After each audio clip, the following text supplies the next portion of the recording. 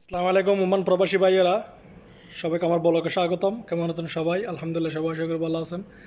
আপনারা জানেন ওমানের মধ্যে দীর্ঘদিন ধরে আপনার অনেক বৃষ্টি হয়েছে, বজ্রপাতও হয়েছে।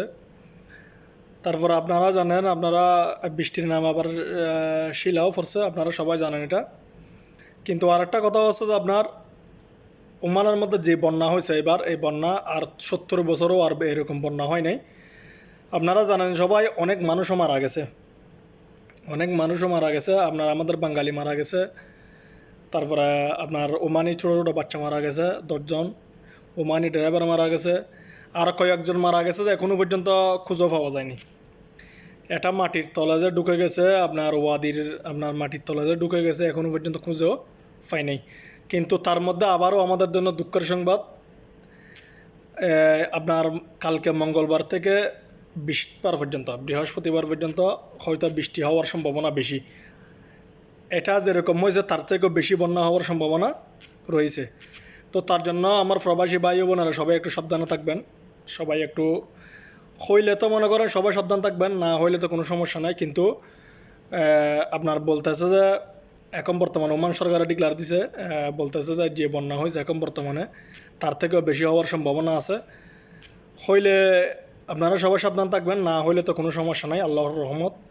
একটু একটু বৃষ্টিপাত হলে, একটু একটু বজ্রপাত হলে আমাদের জন্য কোনো সমস্যা নাই। কিন্তু এদিকে আপনার ওমানের মধ্যে পানি যাওয়ার জায়গা কম।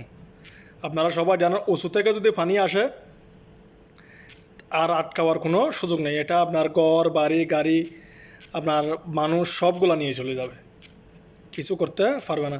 আর ওমান রয়্যাল পুলিশ আমাদের বাঙালি ভাইদেরকে, আপনার এখানে ওমানিদেরকে অনেক হেল্প করছে।